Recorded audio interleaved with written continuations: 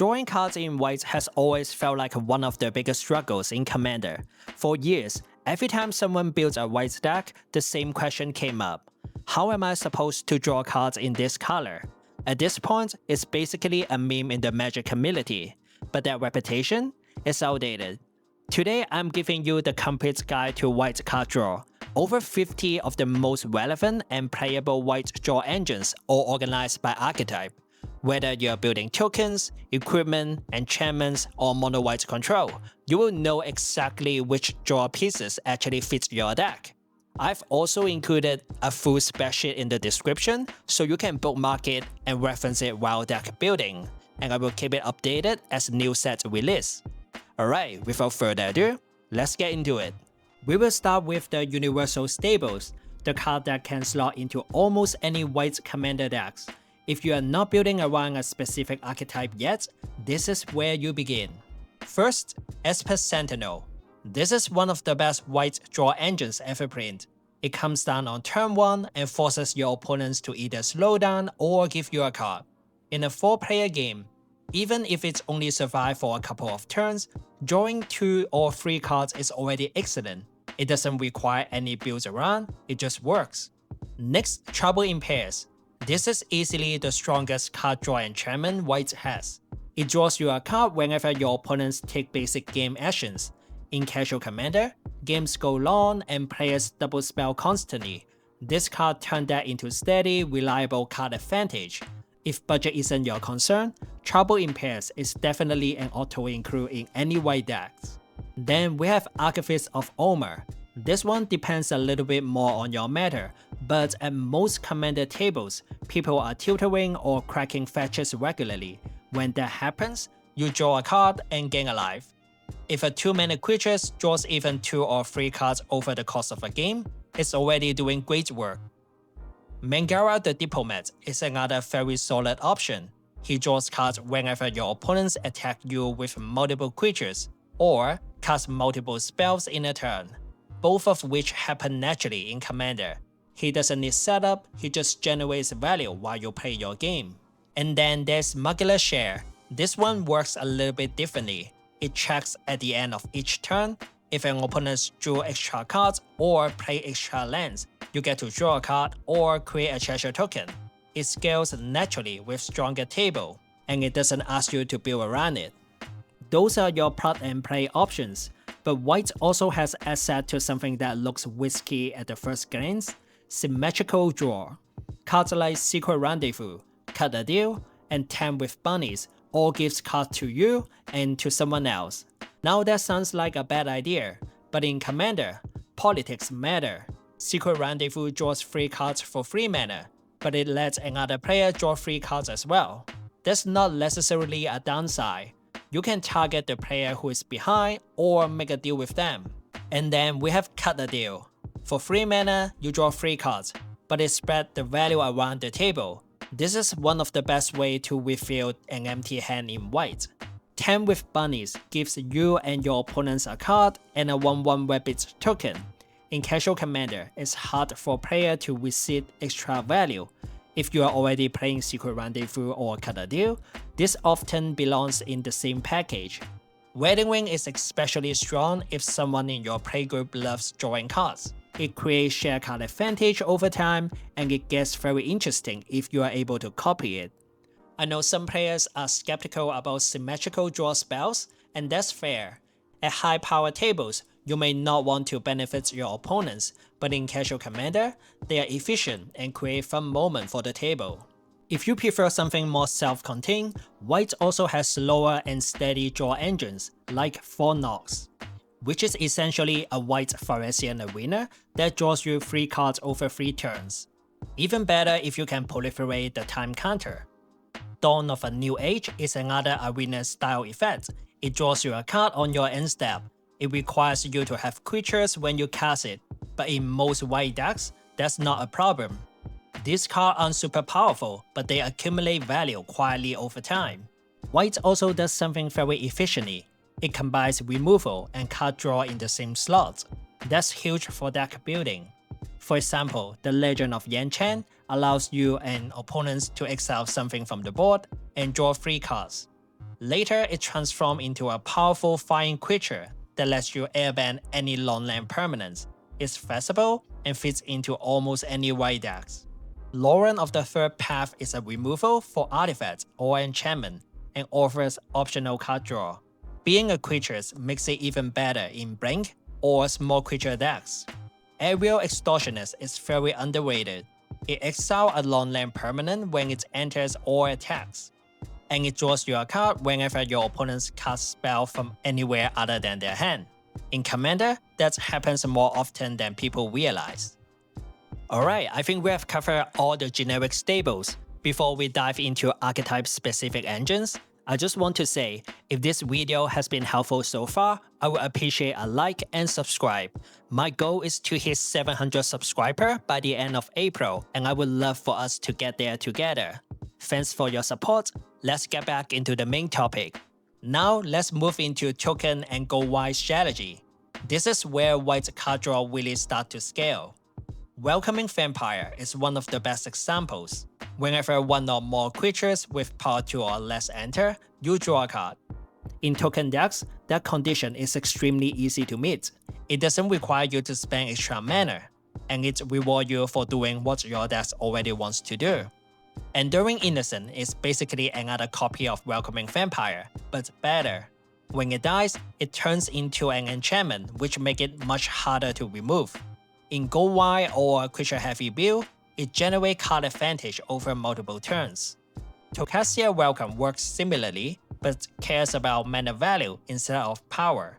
In token decks, that distinction usually doesn't matter, it still triggers very consistently. Mentor of the Meek used to be a staple. It's lower now because you have to pay extra mana each time you draw, but in lower power or budget builds, it can still get the job done. Benny Brass draws you a card at the end step if you create a token this turn. He also has Comfort, which means you can easily cast him for only 1 or 2 mana. Caretaker's Talent is extremely powerful. It draws a card whenever 1 or more tokens enter. On top of that, it can copy your best token and buff your entire team. It's not just card advantage, it can be a game-ending spell. Rumor Gatherer gives you a scry on the first creature entering each turn, and draw you a card on the second creature. It doesn't care about power or mana value, which makes it very flexible. When It's Due is a 1-mana draw engine that asks you to tap 2 creatures or treasures at your end step. That sounds restrictive, but in the right deck, tapping creatures can actually be an upside. When it works, it's extremely mana efficient. Staff of the Storyteller gives you a spirit token when it enters, then convert your future token's production into card draw for only 1 white mana. It's better than Mentor of the Meek because you can actually draw a card on the turn you cast it. If you are going wide, Fireman Commando and Chivalry Alliance reward you for attacking with 2 or more creatures. Fireman Commando is a strong flying creature on its own, and Chivalry Alliance has a discard ability that can be useful in the right shell.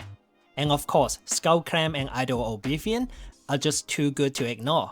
Skullclamp turns your token into card draw immediately, and Idle Oblivion can draw you a card the turn it enters, and if you are making tokens every turn, it's a very consistent 2-mana draw engine. Now let's shift gears. Instead of going wide, some white decks prefer to go tall. Equipment and Voltron strategies get access to very efficient draw engines because many of them triggers off casting equipment or dealing combat damage.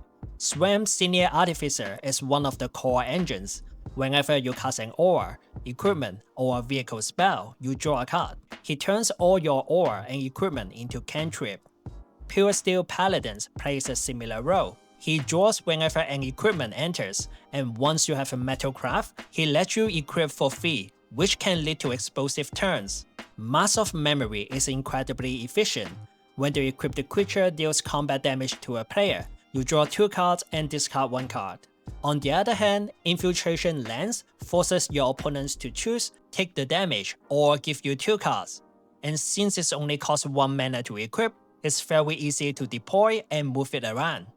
For Aura players, Mason Enchantress draws whenever you cast an enchantment spell, and Core Spirit Dancer draws whenever you cast an aura, and grow for each one attached to her. In all Voltron builds, she's both your engine and win condition.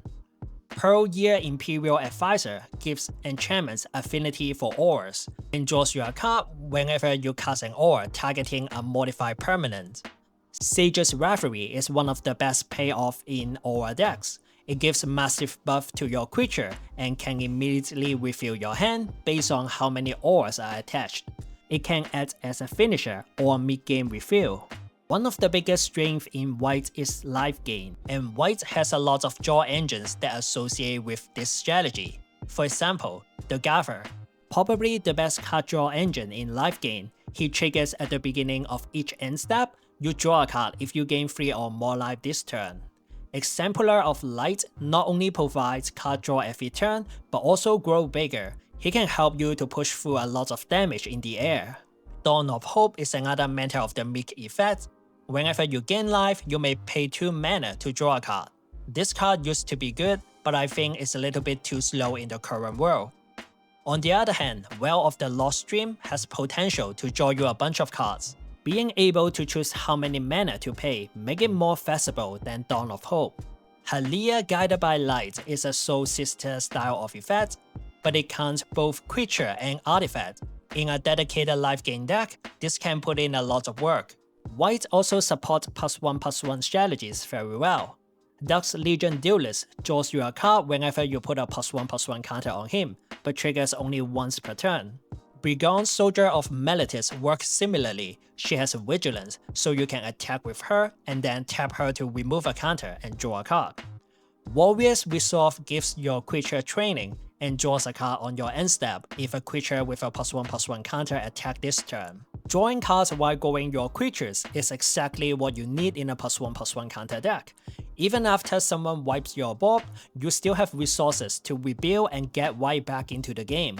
And finally, there are some niche engines that don't fit nearly into one category, but can be very strong in the right deck. Your Temple is Under Attack is a Modal spell that can either protect your board or draw you 2 cards. Courts of Avendale and Courts of Grace both introduce the Monarch mechanic. Becoming the Monarch means you draw a card at the end of your turn. Courts of Avendale is especially good because it lets you recurse something from your graveyard, so it basically draws you another card on your upkeep. Folk Hero is great if you are building around a specific creature type. If your commander shares creature types with the rest of your deck, it can generate very consistent card draw as you develop your board. Rummus Echo Ancient Shield reward you for double spelling, and the 0/4 War token is a nice bonus for stabilizing your board. Yes Man, Personal Securitron is a political tool that you can pass around the table. And Law Shield Courtwork Scholar is incredible in Artifact Creatures deck. Not only does it draw you a card whenever an Artifact Creatures enter, but also prevent all combat damage that would be dealt to attacking Artifact Creatures. And if you are really desperate for more card draw, you can also consider this option. Tome of Legends, Mind's Eye, Endless Atlas, Maze My Tome. And of course, there's always the One Wing, depending on your power level. Alright, that's White's card draw in 2026. At this point, we have more than enough tools to work with. You just have to choose the one that actually fits your strategy. I know this was a long list, so thanks for sticking with me all the way through. If this guide helped you out, I would appreciate a like. It helps more players to find content like this. And if you're into this kind of commander breakdown and want to see more, please consider subscribing. The full spreadsheet is down in the description, so feel free to bookmark it and use it for your future deck building. And if I miss a card you like, let me know in the comments. I'm always curious what cards other players are running. As always, thank you so much for watching. I will see you guys next time.